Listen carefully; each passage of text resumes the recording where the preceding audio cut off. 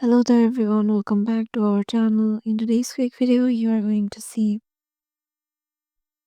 how to hide friends list on Facebook. So to do that, let's head over to our Facebook application. Once you're there, just tap on the three lines icon on the top right and scroll down and just tap on settings and privacy drop down box. Here, head over to settings.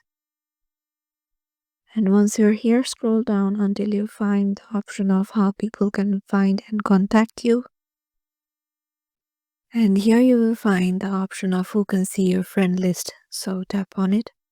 As you can see in this layout, I have turned my friends option in right here.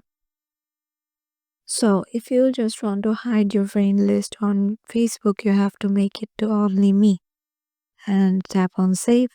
And now your friend list is currently hidden on Facebook.